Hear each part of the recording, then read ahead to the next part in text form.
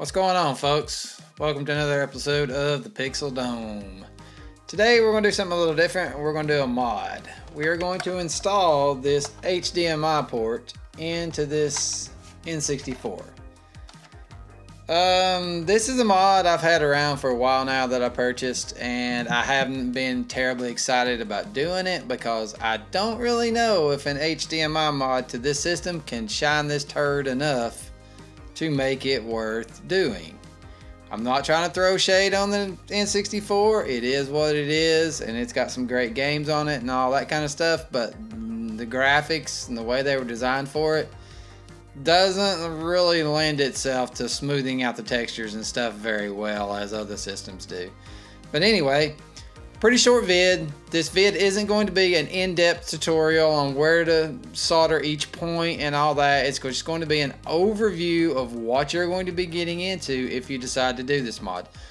The GitHub page on this for the Gamebox mod is very detailed in what port you solder everything to and all that.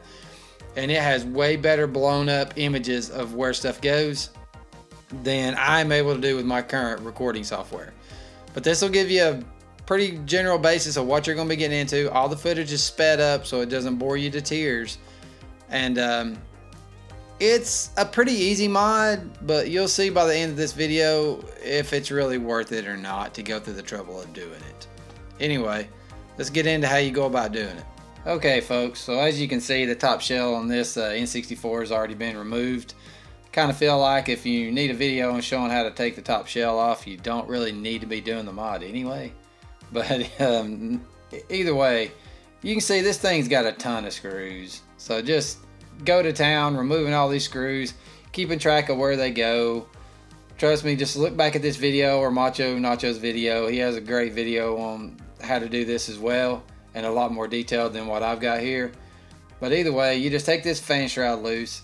And I don't really have a really good way of zooming in and pointing out these spots, but this is the area you're looking at.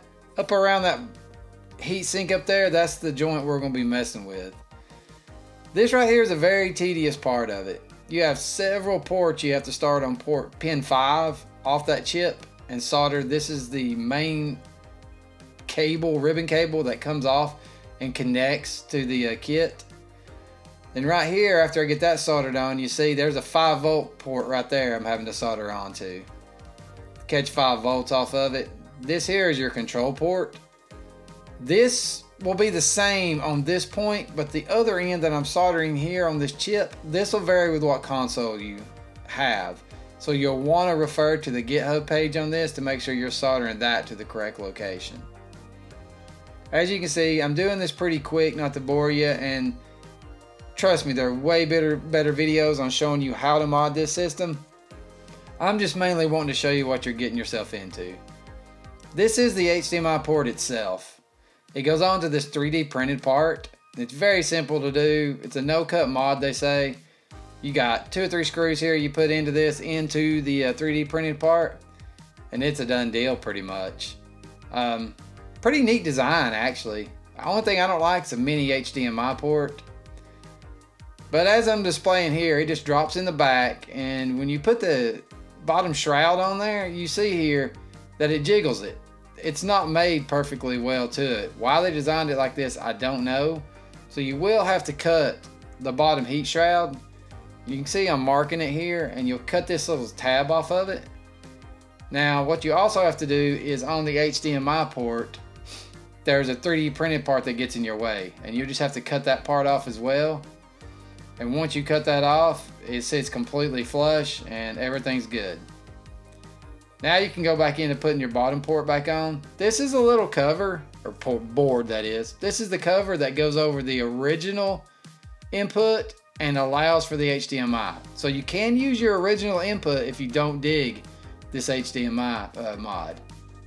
You can see it's super clean there, it works out great.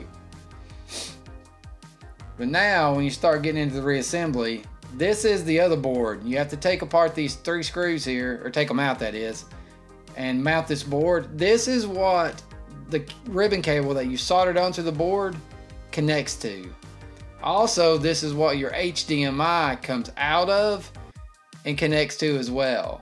What you'll see right here, very, very simple connections. It's the lift kind of ports where you just slide the cable inside of it and then push the pin down to secure it. Probably the easiest part of the whole stinking mod, really. This is the HDMI part of it. Make sure you put the blue tabs up though. That's pretty crucial to this.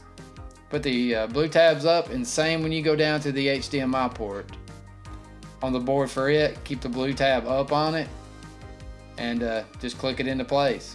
I got extremely lucky with mine, and my mod worked right off the bat. But you may want to test it at this point to make sure it's going to work before you button this all back up. But put all the screws back in this puppy. Really, it probably takes you longer to put the daggum screws in it than it does anything. And from that point, you're good to go. Now I want to show you what it looks like after the fact you've modded it. Alright guys, now we're going to check out the different settings you have on this thing.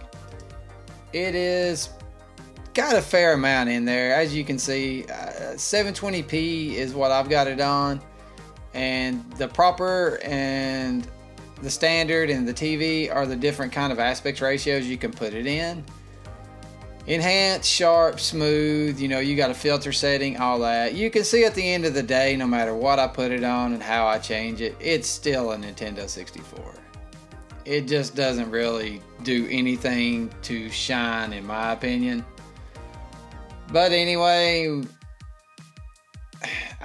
it's got very basic settings. Okay, you can see the graphics, they have not changed much. I mean, we'll kind of go into a little bit more commentary on this. Alright, there you go for the mod. As you can see, and like I showed you, it's a pretty clean mod. It looks pretty good. You can use the HDMI or you can use your standard AV out. Whatever route you want to go. Me personally, if you're thinking, Matt, you know, you're showing the displays and all that, and you just kind of breezed through it and you didn't say much, it's because there's not a lot to show. It's very basic settings, enhanced, smooth, a couple little texture filter things. I'm just not impressed with it. It is the budget option versus the Pixel FX version of the HDMI out.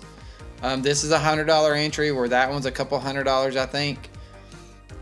But still, it is an HDMI mod on a system that's not really benefiting from it. I don't know that if the high dollar one's going to make the N64 shine any more than a standard out does on it. It cleans up the image, but it doesn't really help the look of it.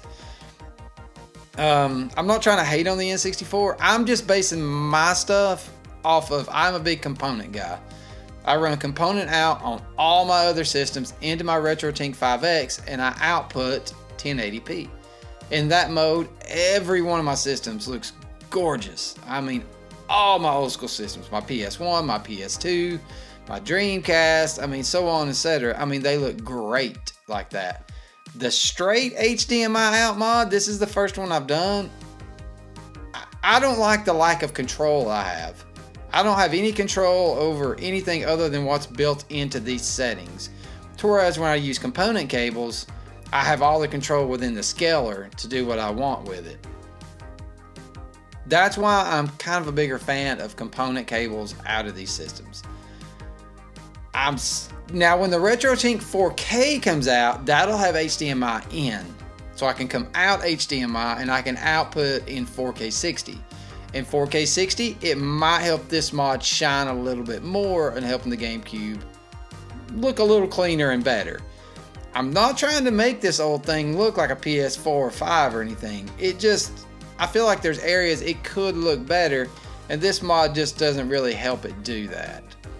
I'm not throwing any shame or shade, that is, on Gamebox's mod. It does do what they advertise it to do. I'm more or less throwing shade on an HDMI mod period for this system, and not so much, you know, the company that makes this particular mod. If eventually a good component solution comes out of this thing and we can go into a scaler, or like I said, when the RetroTink 4K comes out, or the morph from Pixel FX, which is going to be their own scaler, it may help this mod quite a bit.